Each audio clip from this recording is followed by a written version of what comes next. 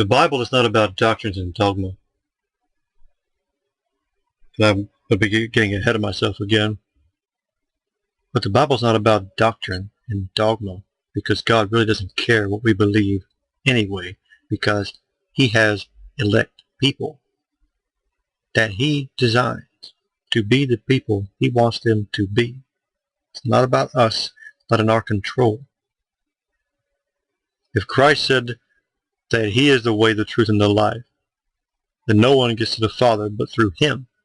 But then later He turns around and says that no one can come to Him unless the Father draws him. Well, that's a chicken and an egg. How are you going to have both without either? How are you going to have either without both? You have to have one first. And how are you going to get that one if He doesn't want you to have it? That's the Spirit, and you only get the Spirit when He gives it to you.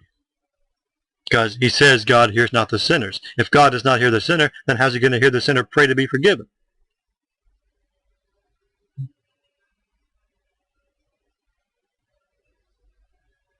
It's not about us or our will. Our will has nothing to do with it.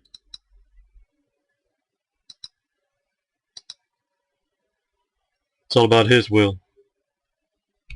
By His will begat He us.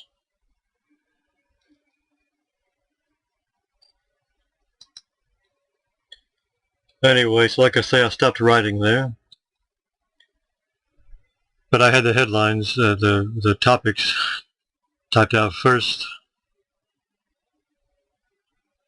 Is the Bible about religious observance, holidays, and going to church?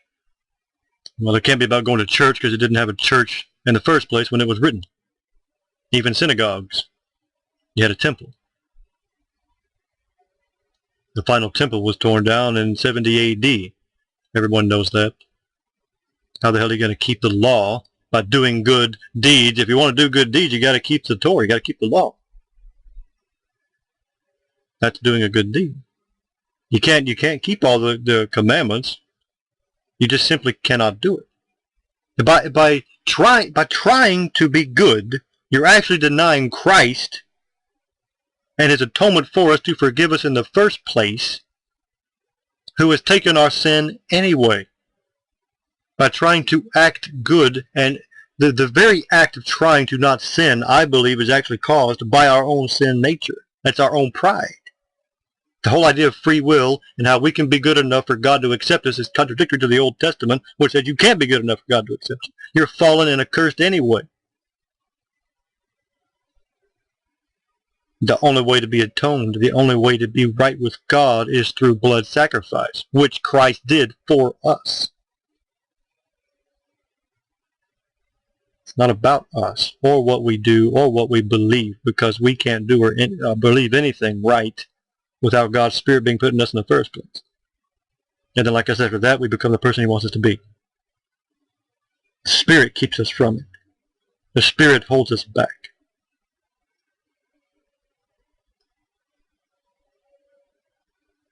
Going to church is irrelevant because nobody believes the truth anymore anyway.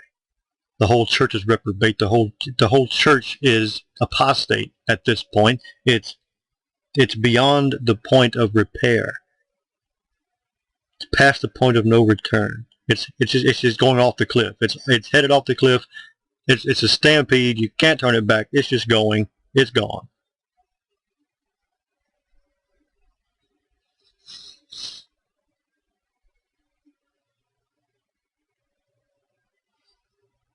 Holidays, religious observance, going to things like the Mass, going to the synagogues. None of this stuff is biblical. It was never in the Bible. It was never in the Bible to do any of this stuff. The only observances they were supposed to keep biblically were the Jewish or the Hebrew feasts throughout the year, one of which was the Day of Atonement. That's already gone. If you can't keep that one, the rest that's the main one. So the rest are voided as well. So if that's done away with, then there are no observances left. There's nothing left to do. There's no point to any religious observance except to keep it alive in the minds of the people, that they're actually active and part of something. That's why it's there. It's all just hype and sort of make-believe. Modern holidays are all pagan anyway. I just said Christmas is pagan. That's goes back to the Saturnalia and the day that when the sun dies on the winter solstice, which is the shortest day of the year. And 3 days later it was said to come back to life, which is why all the ancient sun gods were born on the 25th of December. Because it was born on the 25th and it dies on the 22nd. And goes into the underworld for 3 days and then comes back to life. And it's a cycle of renewal every year. It happens every year, so they had a festival there every year. And Rome, it was called the Saturnalia. But it goes back further than that. It's much older than that. It goes back all the way to, really, that is, the solstice there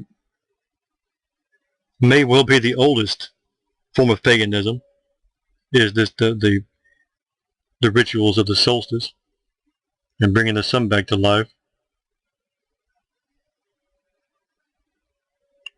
But by the time you get down to Rome, it was pretty much just drunken revelry and just debauchery. And it pretty much still is. Everything about it is anti-Christian, but nobody cares because they're not Christian anyway, because they don't believe anything anyway. Maybe they believe in some kind of a God, maybe they believe in, not killing people, but hey, that's not saying a hell of a lot. Everyone thinks they're fine, they're good people, they're not trying to hurt anybody, they think they're okay, but they're not. Easter is just as bad. Easter goes back to Ishtar, her descent into the underworld. It's about the worship of the feminine principle, Mother Earth, the spring goddess, everything coming back to life from the dead of the winter. That's why you have the Easter Bunny, because it's all about fertility and sexual rights. They used to have temple prostitution, and again, all manner of debauchery. Then you have Halloween. I mean, for fuck's sake, Halloween is as obvious as anything. It's just the old Celtic harvest festival from the Druids, when they would sacrifice people, burn them alive to ensure the next year's harvest.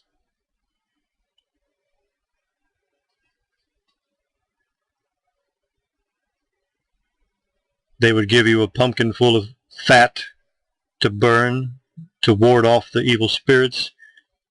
If you offered them, if you gave them a sacrifice, if you did not offer them something to sacrifice, it is said that they would put a curse on you.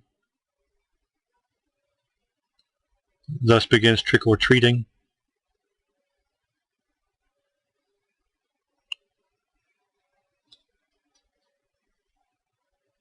This shit is, people know this shit now.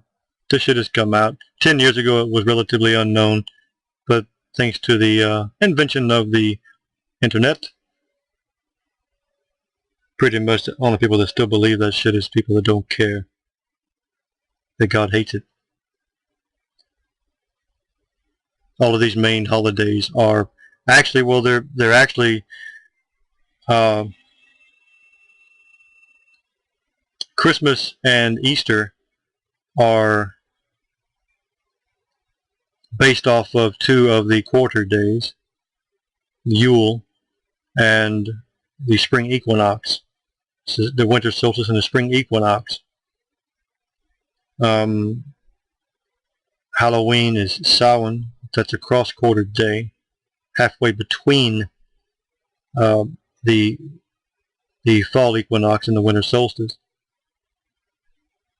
These are pagan holidays, so-called witches' Sabbaths. They do go back into the ancient world. It is very, very pagan. In the Druid world, they were days of human sacrifice. It is said that people that run the planet today are Druids, and they still sacrifice people on those days.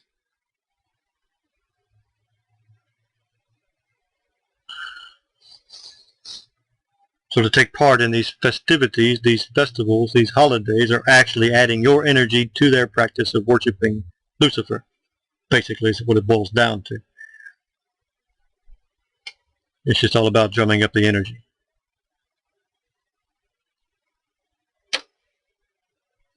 Then there are other days. I mean, we just had Valentine's Day. About everyone just thinks that's a cute little holiday.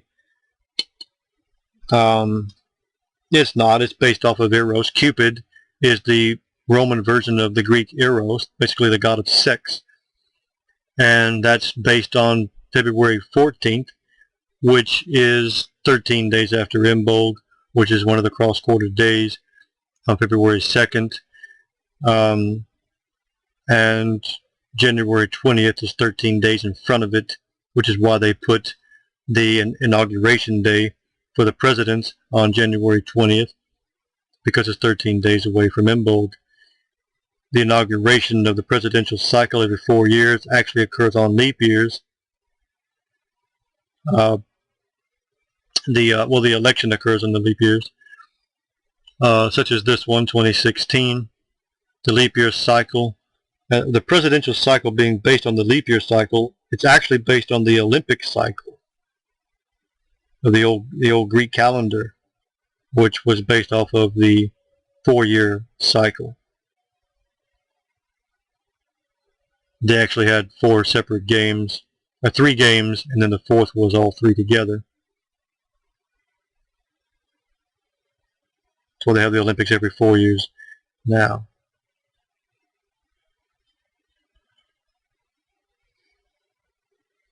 It's all paganism. Everything you look at, everything you see is paganism. It's based in ancient rituals, ancient practices. Nothing in the modern world is what they tell you it is or want you to believe that it is. Groundhog's Day. I forgot that is Imbolg. Tell you how long winter's going to be.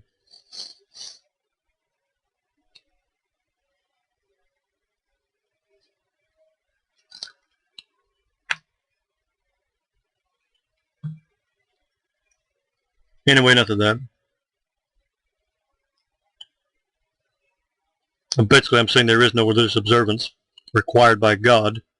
What is required by God is to stop observing these things. Stop taking part in all these things. That's what he wants you to do, not make more crap to do. Stop participating in them. Not only are they not biblical, they are anti-biblical. They are anti-Christian. They are anti-God, anti-Yahweh. It's promoted as being earth worship, mother, the Mother Earth crap, the goddess principle. That's bullshit. Anyway, then I said, is the Bible about prophecy? I didn't write anything down for that. Maybe I should have. The Bible is not about prophecy because every prophecy in the Bible is post-dated after the prophecy it was supposed to have foretold, written after the fact. The prophecies that weren't written after the fact are the ones that never happened.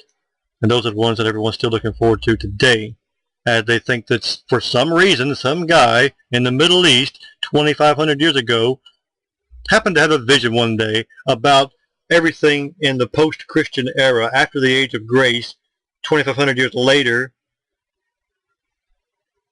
and somehow it made perfect sense to him, even though they had no concept of Christ or Christianity, or especially what it would be 2,000 years after its inception. Yet somehow it's all supposed to make one big cohesive picture of biblical prophecy, and it all goes together perfectly and paints a picture of perpetual prophecy, which means that it's always talking about today. No matter when it is, now, 500 years ago, 1,000 years ago, 500 years from now, it's always perpetually talking about today, right now, and world events as it occurs today. That's because it wasn't talking about anything in the first place. It wasn't talking about any of that.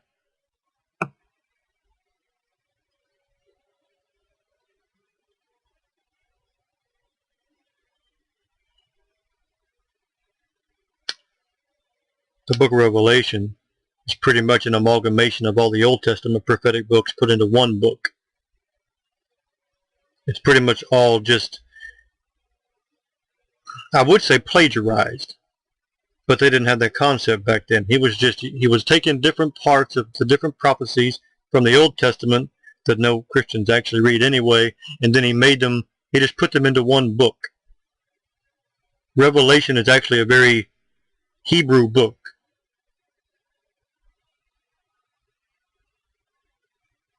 It incorporates Isaiah, it incorporates Ezekiel, it incorporates Daniel, it incorporates Joel.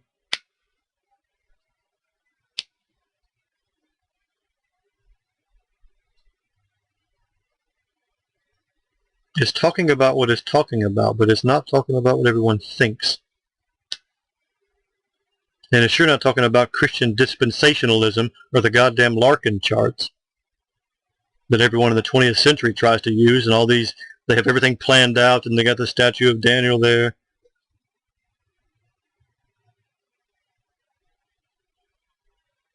And everyone's looking for the tribulation. I'm convinced the tribulation doesn't exist.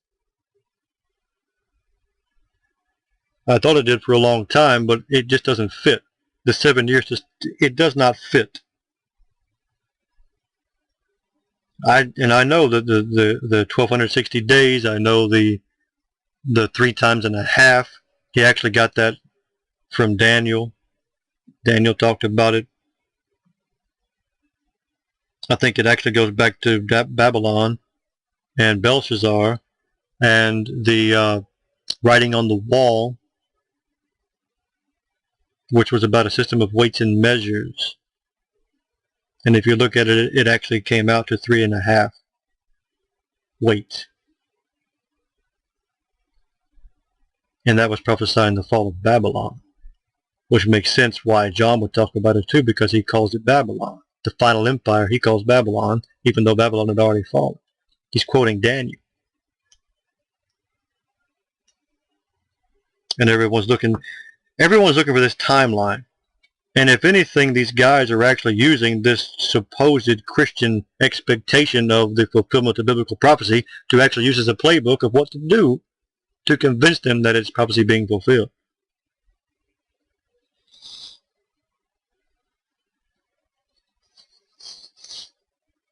And that's what I believe it is. I don't believe it's actually fulfillment of prophecies, because I believe they're talking about something else that had already happened.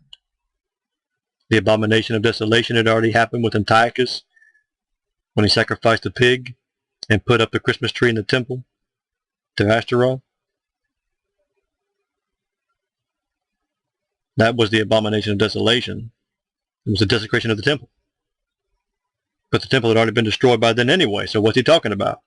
Well, they say it's going to come again. It's going to happen again. They're going to rebuild the temple again, and they're going to have some other guy come in and desecrate the temple again.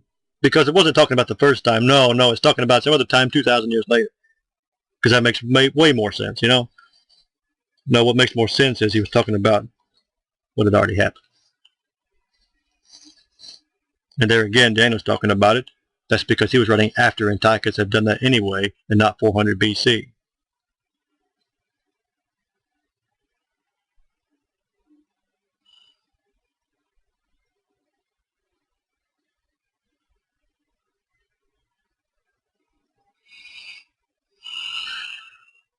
And then I say it's the Bible about the Jews. And I will not say no, like I have on the rest of these, but it's not entirely.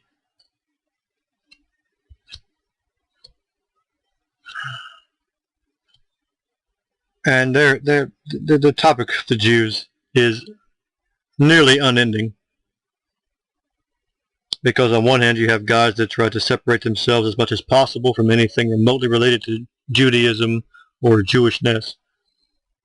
But then you have other guys that try to incorporate themselves into it, no matter how far flung they are from it, to try to make themselves to be the Jews.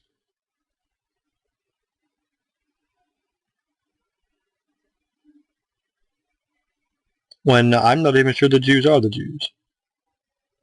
I don't think anybody can know who they are. It's a bloodline. It's not a race. It's a bloodline. It goes from Adam, in the Bible down through Abraham, and supposedly it comes from Abraham on down through time. But supposedly, if you want to believe it, everyone, I mean, there are Jews all over the damn planet, just somehow just have gotten into every possible place they could be.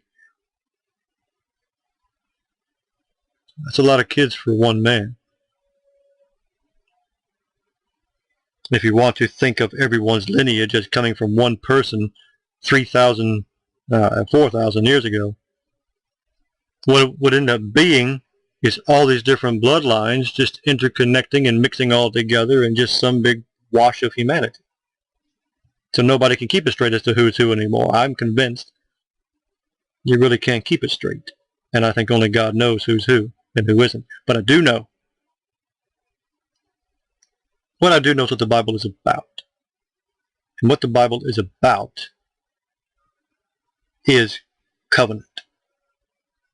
In one word, that's what it's about. Not about what you do or what you don't do, what you believe or what you don't believe. What it's about is what God said. God made a deal. God made a pact. God made a covenant, a contract with Abraham. And that's where it started. And that is that's the crux of the Bible. That's one bookend. That's one side. The other side is Christ. But there would be no point for Christ if there was never a covenant with Abraham. That's two sides of the same coin. So what the Bible is about is that covenant.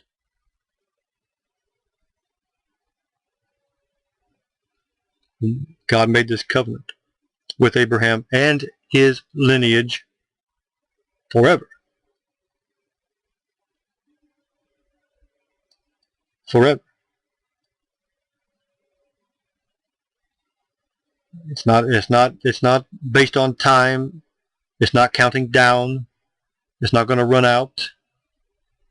It is. It is. If you believe that God is the creator of the universe, then his word creates the universe. He made a pact, a covenant with Abraham with his word. It has now become part of the fabric of reality. If you believe in Yahweh, which obviously I do. So it's not just something that is said or written down. It is part of reality, the creation, the cosmos. The cosmos that Christ died for. It doesn't say Christ died for everybody. It doesn't say he died for every person. It doesn't say he died for every individual. It doesn't say he died for every race, every culture, every creed. He died for the cosmos. That's what it says. He died for the world. For God so loved the world that he gave his only begotten Son. Not God so loved the people. God so loved humanity. God so loved anybody. He loved his cosmos. So something happened. Why does he have to die for the cosmos? His creation. The cosmos is the creation in total. Not just the people, the entire planet. The entire whole thing. Something happened where he has to atone for everything. The earth, the air, the water, the rocks, the mountains. Something happened. People don't understand this. They don't want to understand it because they want to simplify it and dumb it down to doing this and not doing that, and God's going to love them and they'll be okay because they did a few good things and they didn't do a bunch of bad things, so hey, they're fine. Muslims can say that. Buddhists can say that. Hindus can freaking say that, and they believe in limitless numbers of gods. They have so many damn gods. It's not even. It's hilarious that they actually call it a religion.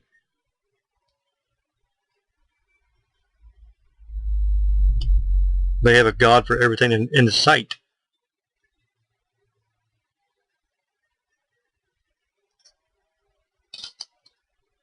But that doesn't make them bad people. They can be fine people. They can be good. They can be kind. They can be moral. They don't have to be psychopathic killers.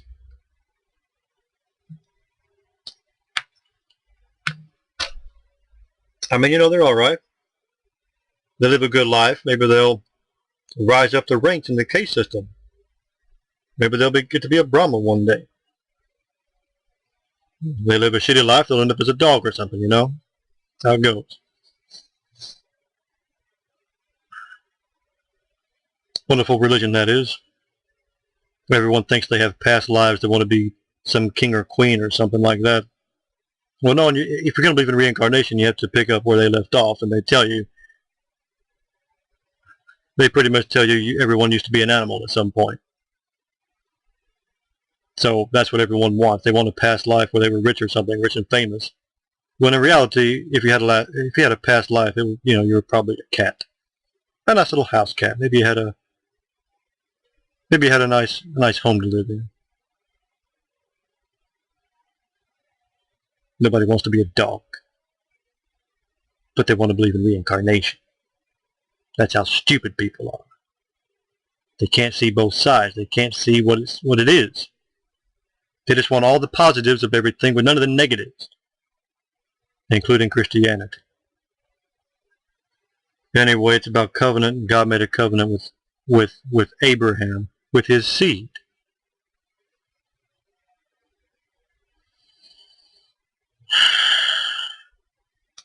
And so then what the Bible becomes is a bloodline.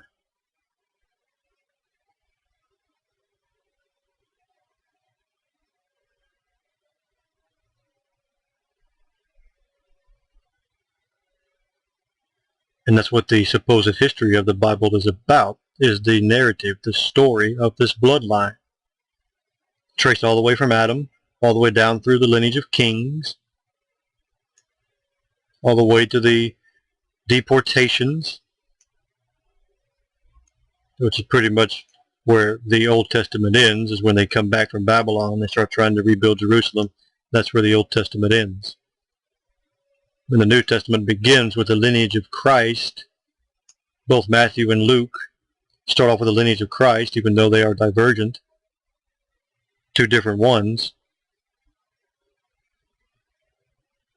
One gives 64 generations, the other gives 77 from Adam to Christ. But the point is they're trying to link Christ back to David, and through David to Abraham. But they're trying to make him the king, see? He's the king of the Jews.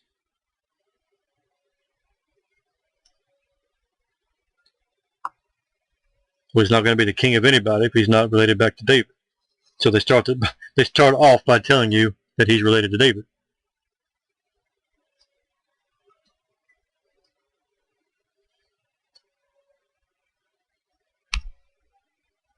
So that's what the Bible's about. Christ is God, comes back to atone, which is what the law that it was given to Moses states. Now, presumably the law was just putting into written form what was given to Abraham. It was already known beforehand, but was not written down until later. And then it was later expanded on with the Levitical Code.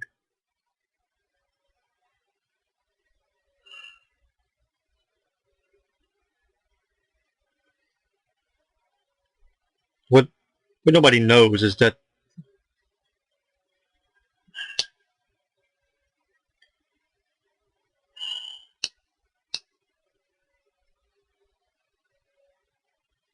Christ dying on the cross is an atonement sacrifice.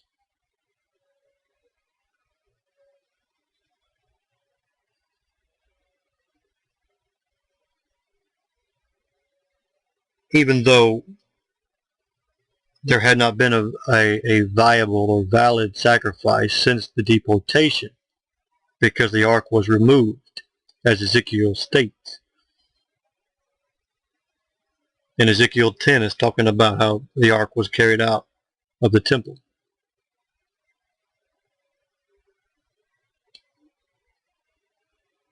It was hidden in a safe place so as not to be stolen by the invaders, by Babylon. Anyway, according to the Torah, you had to have this ark to make sacrifices, and they didn't have it.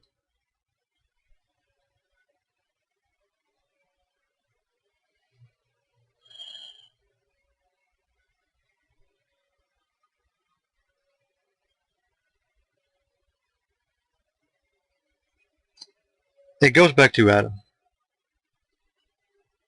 and Eve. And they sinned, as the story goes. They were kicked out of the garden. They had a curse put on them. And something people always overlook is that God himself, which is Christ, performed the first atonement for Adam and Eve. He killed an animal and made clothes for them with its skin.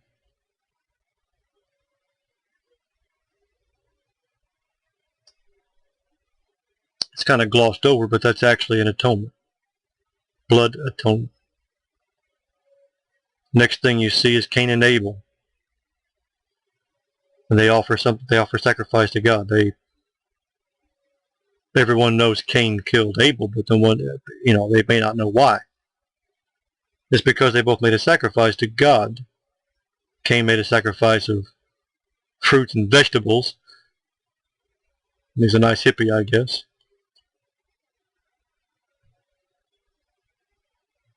Abel offered his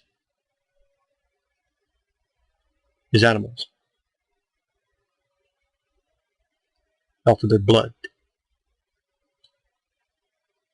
God accepted his sacrifice, not Cain's. Cain became enraged and killed him because God had favored him instead. This is why there was a mark put on Cain.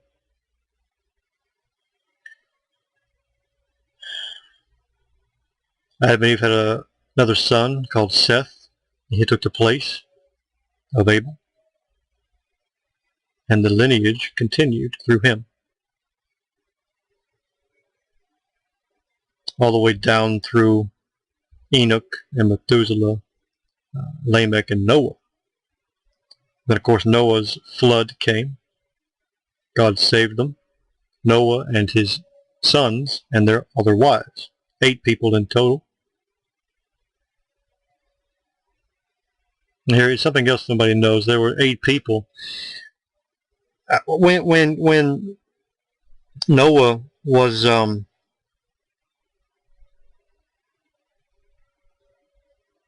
after the flood, it says Noah made a sacrifice to God. What sacrifice is he making? What legal system is there that tells him he has to make a sacrifice? Nobody's saying any of this. It goes back to Adam. There's no law. It just is what they did beforehand. It was always happening, all the way back.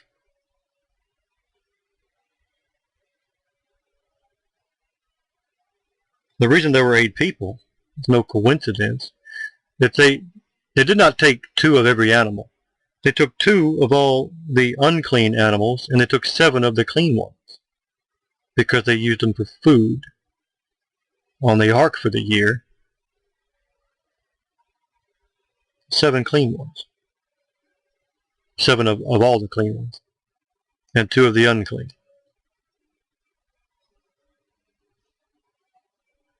It is said that they brought in 2 people from the lineage of Cain, and that they were counted among the animals. Well, the point is, Noah was a priest of Yahweh, same as his fathers before him, going back to Abel.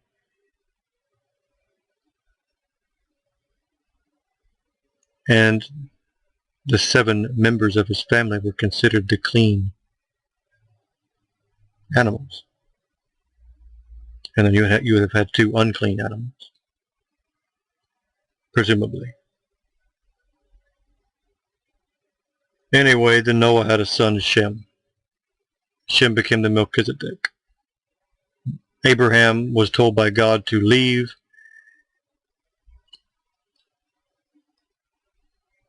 to leave Babylon, to leave Ur. He and his family were priests there. They went back to Jerusalem, went back to Salem.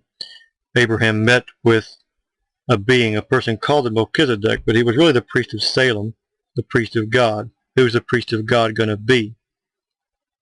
It's going to be Shem, the one after Noah, who was still alive at the time of Abraham. What Abraham did was, what Shem did was pass on the priesthood to Abraham, which is why God made the covenant with him. That is a post-diluvial covenant, a new covenant, if you will, with Abraham, that continues the old one on. Anyway, so they call Shem the Melchizedek, the priest of righteousness. Well, that tells you what he was. That it was an office. It was a post, an occupation, which all of his fathers had before him. They were all Melchizedeks. And then as was Abraham, Isaac, and Jacob. After that they would be atoning. They would be making sacrifices, and this would be atoning for the family.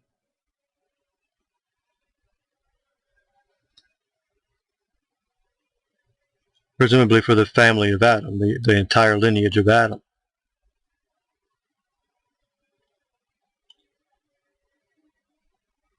Then there's a story about them going off into Egypt and staying down in Egypt for hundreds of years until you get to Moses. Moses and Aaron, after they leave Egypt with the Hebrews, receive the law from God. And what this law does, as I said before, separates them from the rest of humanity. The covenant with Abraham separated them from the rest of humanity because it was made just for the lineage of Abraham. But the law sets it in writing, sets it in stone. That the only people that can be accepted as having been atoned in the terms of the law of the Torah are the people of the lineage of Abraham. It only concerns them. It concerns nobody else. They're the only ones that can be atoned for, which is still in effect all through the centuries as you count them down till you get to Christ, who makes an atonement sacrifice as a priest, as not the priest of the Levitical priesthood, because the Melchizedeks were split. The Melchizedeks became the kings, and the atonement sacrificial process was given to the Levites. The kings went through Judah, and the priests went through Levi. That's why it's called Leviticus. You get down to Christ. He made the atonement sacrifice.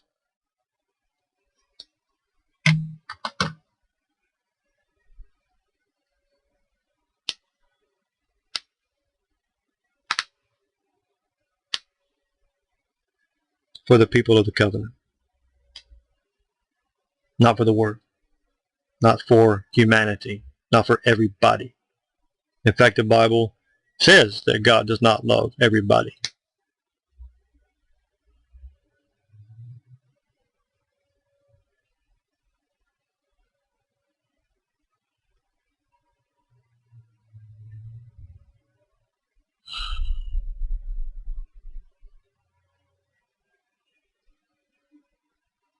It is said that the place they took the Ark of the Covenant to was a cave under Golgotha, which is the very place they took Christ to crucify him. They beat him very severely, to the point where he would be bleeding profusely. It says the ground split open in an earthquake that happened. So that what would have happened was that his blood would actually run down and touch the ark. It would run onto the ark, where he was actually both priest, Melchizedek, and sacrifice. Only the priest could officiate. The priest had to go in on the Day of Atonement. They had to choose between two goats. They chose them by lots. They would take, now this is another thing people don't understand. There were two goats, and they would take one goat. They would have stones. They would place them on their heads. They would choose them by lots. Out of a bag, they would pick the stones, put the stones on the head of the goats. If it was the Yahweh goat, would be sacrificed to Yahweh, and his blood would be sprinkled on the ark. Then there was the Azazel goat, which would be cursed, and all the sins of the nation would be put onto the Azazel goat, and that goat would be taken out and killed, or thrown off a cliff, or whatever. They get to Christ, and he is, of course, the sacrifice to Yahweh. And his blood goes under the ark through the cracks, the split in the ground, under the cave where the ark was. Judas, on the other hand, was the scapegoat. Scapegoat is referring to Azazel. The curse was put on Judas. Judas went out and was killed.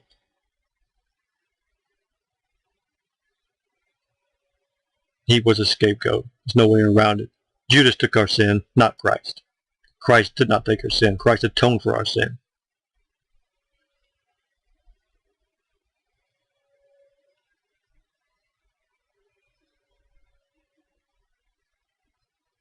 But that's not all. That's not what it's about. That's not all that it's about. This world has become infected, not with sin, but with what should be called the sin nature.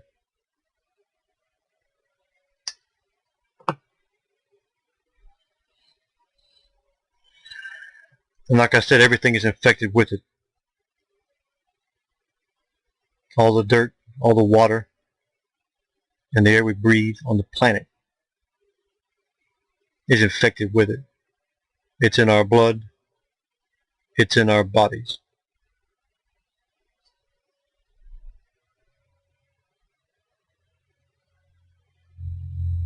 God was not so concerned with our actions and forgiving us of our sin. All religions, basically by definition, give you a way to live and to progress into some kind of an afterlife. The Bible does not give you a method of how to get to the afterlife. That would be to reduce Christianity and the Bible to the level of other religions. It is not a method that you can apply to yourself to get what you want and get where you want in the universe. You want to get to God, well, use the Bible. It'll show you how. That's not what it is.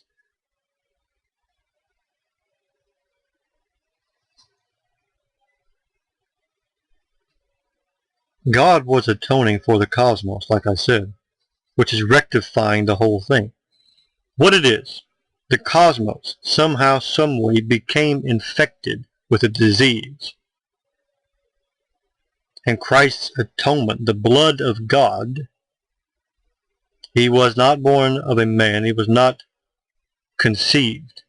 He infused himself into the womb of Mary to basically, for her to give birth to him. He basically fathered himself through what would be called the Spirit. And he was born into a world that was diseased. He was the only thing in it that was not diseased. And the disease is the best way I can put it. There's no better description for it, other perhaps than radioactivity. But I think disease is better. Christ's blood and his atonement sacrifice is like an injection, an infusion of pure blood, to give those people that he atoned for an immunity against the disease, so that when they live and when they die, they're not overcome by that disease. All this phraseology, terminology in the Bible, the blood of Christ, the baptism of the blood, the baptism of the Holy Ghost, of fire. All these things are just their way of expressing this concept of being rectified with God and purified from the contamination that is the earth and this life. Whatever it is that contaminates us predates humanity, so that Adam himself was created with this sin nature, this inability, this addiction, this inability to stop, to keep himself from. We are not all born in sin. We are sin. It is our nature. It is the property of our life, of being alive. It's not about what we do, it's about what we are. We do what we do because we are what we are. Christ is not concerned about what we do so much as he is what we are. And he will rectify what we are so that we then do different things.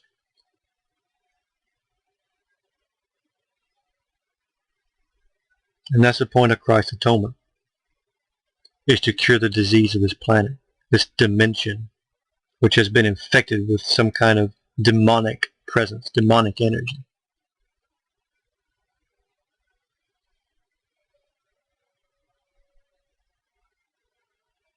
And that is the point of the Bible. That is the reason why it is what it is. I believe in Yahweh. He has shown me what he wants me to know. He's given it to me to know and to believe. I believe it because I believe God. I know God. I don't believe Yahweh because I read it in a book. I believe there's truth in the book of Yahweh because I know Yahweh. He has dealt with me directly, so I believe in him. I don't believe in Allah. Never seen Allah.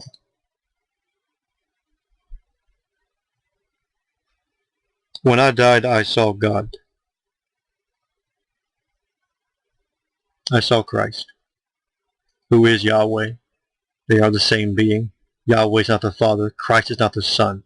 They are the same thing. Christ is called the Son because he was born.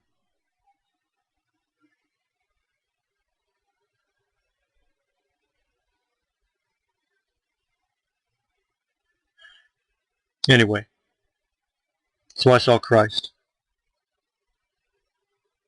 I don't believe in Christ. I know he is God. You see him, you wake up on the other side, you just know. You don't have to be told. He doesn't have to tell you who he is. You know who he is, and you know he's God.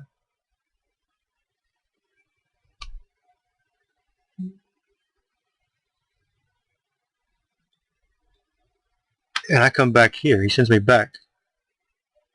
And I don't need the Bible to tell me who he is. I know who he is. I don't need Christians telling me who he is. I don't need doctrines and dogma and church history telling me who he is, because those people didn't know anyway.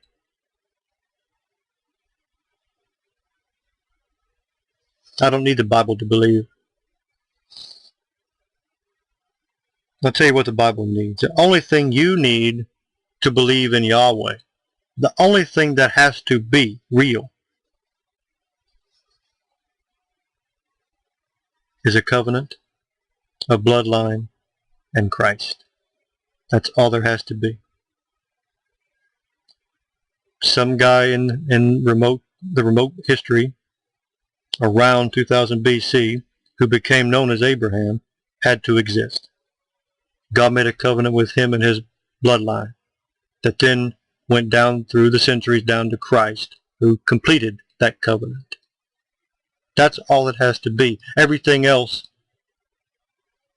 is there. It's in the Bible. You can believe it or not, but it's secondary. All that has to be true is the covenant, the lineage, and Christ. That's the point of the Bible. That's what it's all about.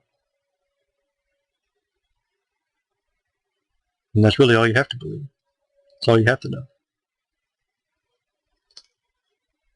But then again, if God doesn't deal with you, you're not part of his family, then it doesn't concern you. It doesn't matter anyway.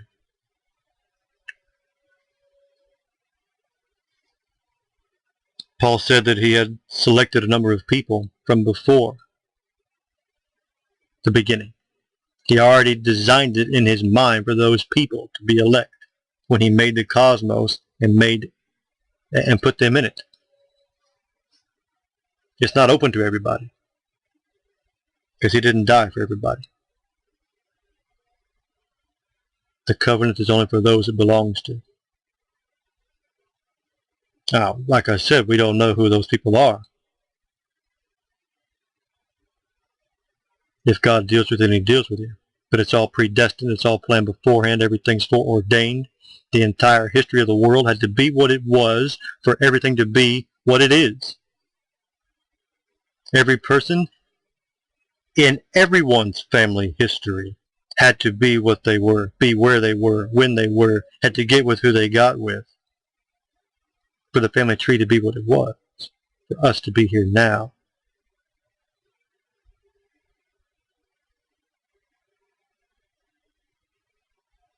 All the wars had to be fought. All the cities had to be destroyed, rebuilt, destroyed again. All the migrations had to happen. All the natural disasters had to happen. Everything had to be the way that it was for everyone to be who they are now, and the world to be what it is now.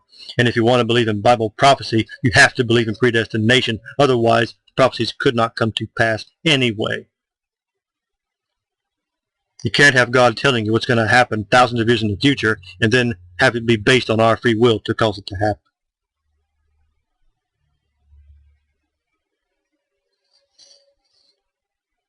But people can't even see that they can't even make that connection.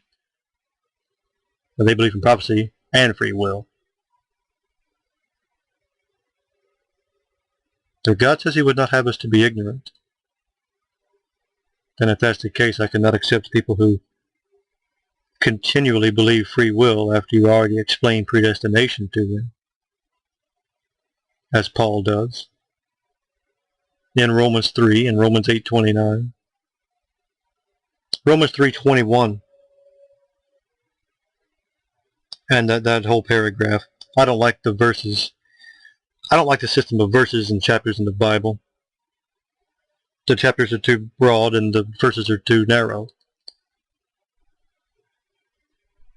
They should separate it into paragraphs, really. That's what it should be. Romans 3:21 starts a paragraph there through about verse 27. It talks about how we are saved apart from the law by the will of God, not through our own works, not through our doing good deeds or keeping the law. And then in Romans 8, starting at verse 29, he talks about how we are all predestined to conform to the image of Christ. Well, the elect are predestined to conform to the image of Christ. It's not through their will. He will cause it to happen through events that happen in their life, which they have no control over.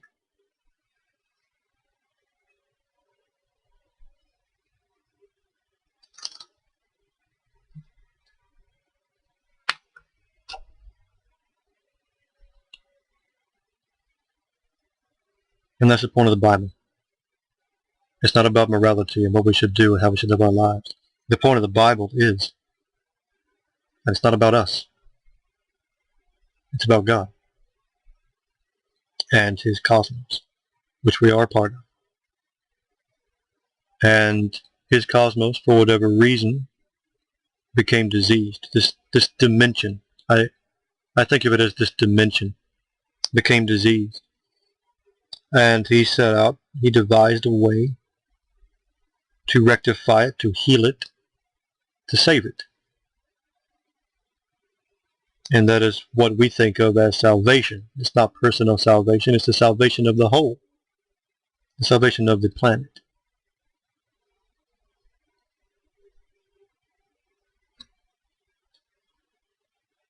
Anyhow, that is the point of the Bible.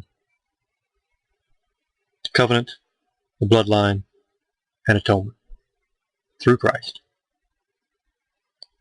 Christ died for the people he died for. They will find out and learn about it in their lifetime. As he sees fit, they will respond to him at that time. It's not about them. It's not about them praying prayers, going to church, doing good deeds, or anything. It's about him changing them into what he wants them to be apart from their will. You cannot choose to be a Christian. You cannot be born a Christian. You can't act like one and have God accept you as one. You have to be in the family, and you have to have him call you out of the world. That's what it means to be a Christian. Just like Abraham, he calls us out of Babylon individually, one by one, and we follow. That's what it's about.